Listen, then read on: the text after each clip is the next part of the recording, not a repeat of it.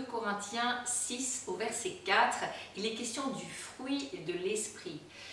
Il est écrit « Mais le fruit de l'esprit, c'est l'amour, la joie, la paix, la patience, la bonté, la bienveillance, la foi, la douceur, la maîtrise de soi. » Nous aimons lire ces choses et nous aimons croire que nous avons le fruit de l'esprit et alléluia, c'est quelque chose qui se développe au fur et à mesure et qui doit se développer au fur et à mesure de notre vie chrétienne et de notre marche avec le Seigneur. Je voudrais aujourd'hui vous parler plus précisément de la patience et je commencerai par la passivité parce que quelquefois nous avons tendance à confondre patience et passivité et c'est très différent. Je crois que la passivité c'est une des plus grandes tromperies du diable. Qu'est-ce que c'est? Voilà, je voudrais vous donner un exemple. Quelquefois il m'arrive dans le ministère de prier pour des gens et j'aime leur demander s'ils pensent, s'ils croient que Dieu peut les guérir. Et donc les gens me disent souvent, oui, je crois que Dieu peut me guérir. Souvent, ça ne pose pas problème aux gens, aux croyants. Et souvent, je leur dis, est-ce que tu crois que Dieu veut te guérir? Et ça, c'est une question beaucoup plus délicate parce que je me dis, je ne sais pas s'il veut me guérir maintenant. C'est le temps de Dieu. Peut-être que Dieu veut me laisser encore comme ça, un temps ou pour longtemps. Peut-être que c'est une bonne chose pour moi, etc. Je voudrais vraiment vous dire que c'est un mensonge parce que nous voyons dans le ministère terrestre de Jésus qui a duré 3 ans et demi, nous voyons que quand il allait et qu'il guérissait les malades, il guérissait tous les malades et que la seule chose qui pouvait faire que les malades n'étaient pas guéris, c'était leur incrédulité. Et c'est un obstacle, ça, la guérison. Mais c'est aujourd'hui le jour de la guérison, c'est aujourd'hui le jour de ta bénédiction. Nous ne devons pas être dans une forme de passivité et nous dire, je laisse les choses faire et peut-être que ça se fera ou peut-être pas, c'est au temps de Dieu. La Bible nous dit que ce sont les violents qui s'emparent du royaume de Dieu. Je crois que réellement, il s'agit d'une violence spirituelle, c'est absolument pas une violence physique, une violence spirituelle. Si je suis désespérée et que j'ai besoin de délivrance, je dois croire qu'il y a des ministères oints et je dois tout faire pour aller voir un ministère oint.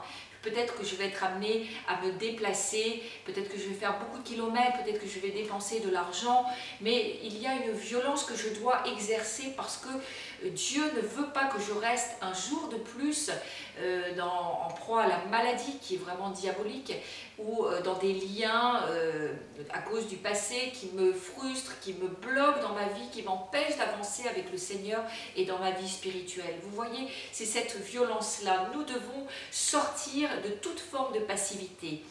Et il y a donc, Dieu veut vraiment que nous puissions marcher à contre-courant. N'écoutez pas les gens qui vous disent que peut-être que Dieu les guérira, que ce sera au temps de Dieu, que la maladie peut être quelque chose de positif. C'est faux, c'est mensonger. Par contre, il existe le fruit de l'esprit qui, lui, s'appelle la patience. Et c'est quelque chose d'excellent. Quelque chose que souvent nous n'aimons pas entendre quand il soit patient, soit encore patient.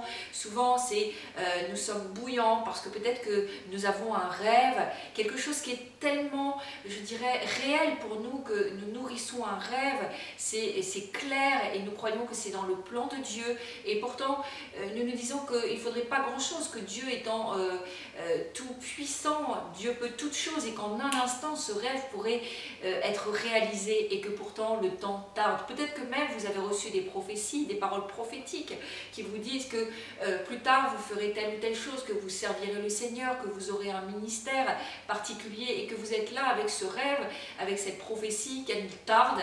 Donc la Bible dit que si elle tarde, attends-la, arrose-la par tes prières, n'enterre pas la prophétie si elle est vraie, si tu crois réellement elle vient de Dieu, mais je crois qu'il faut user de patience. Si elle tarde, attends-la, parce que Dieu sait le moment où elle devra éclore, Dieu sait le moment où elle devra se réaliser dans ta vie, et si toi tu crois que tu es prêt, attends seulement le temps de Dieu. Et c'est là où c'est très difficile, et nous avons envie d'aider Dieu, de mettre des choses en place pour aider Dieu, et si, comme l'ont fait en leur temps, Sarah et Abraham, parce qu'ils n'avaient pas d'enfant et qu'il y avait cette promesse d'avoir un enfant, un descendant, Et donc Sarah a dit, j'ai un plan, je vais aider Dieu. Et nous savons ce que ça a amené. Et je crois que pour nous, c'est très difficile d'attendre et d'être dans la patience, d'attendre que le plan de Dieu se réalise et que ce soit Dieu qui exécute son plan au bon moment dans notre vie. La patience est un fruit de l'esprit et vous savez, ce fruit de l'esprit grandit quand nous l'exerçons. Ce fruit de l'esprit grandit quand il est utilisé. Quelquefois nous prions, Seigneur, donne-moi le fruit de l'esprit, de l'amour, de la bonté. Et qu'est-ce qui se produit? Dieu va nous mettre dans des situations, il va susciter, permettre des situations pour que nous puissions grandir et utiliser la patience, la bonté, l'amour pour grandir. C'est pas quelque chose qui va arriver sur nous d'un seul coup, mais nous devons utiliser la patience afin de grandir et d'avoir plus de patience. Vous savez, quand un homme est patient, il est parfait, il est entier et il n'a besoin de rien. Nous devons grandir dans la patience. Et Dieu va nous mettre en contact avec des gens peut-être qui vont nous irriter, des gens qui vont...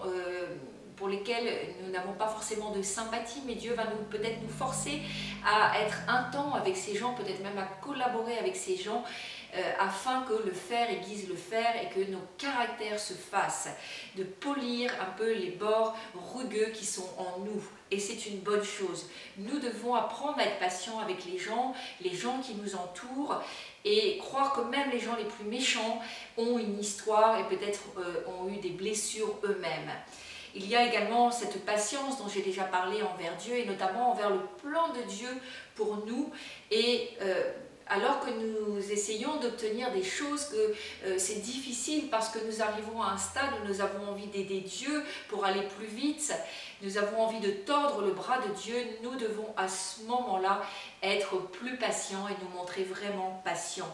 Croire que Dieu est en train d'agir, que toutes circonstances concourent à mon bien, et que le timing de Dieu n'est pas forcément mon timing, mais nous devons faire confiance à Dieu. Souvent cela va amener de la frustration, et je dirais que quand la frustration est là, c'est que nous sommes déjà dans les œuvres de la chair, c'est-à-dire que nous avons agi à la place de Dieu, nous avons forcé les choses, nous avons essayé de mettre des stratagèmes, des idées et des plans en place, alors que ce n'était pas encore le moment pour Dieu d'agir et de nous faire rentrer ou dans nos prophéties ou dans tous les projets que Dieu nous a déjà révélés ou les rêves que nous avons nourris pendant tant d'années. Je crois vraiment que nous ne devons pas essayer de changer les gens, nous ne devons pas essayer de forcer quelqu'un à croire en Dieu, et particulièrement pour nos proches, parce que ça c'est par la prière, mais Dieu le fera, mais nous devons nous faire tout ce qui est en notre pouvoir, c'est-à-dire la prière et la confiance dans notre Seigneur. Je voudrais vraiment, avec cette exhortation, vous encourager pleinement pendant toute cette journée. Je vous dis à très bientôt pour d'autres enseignements.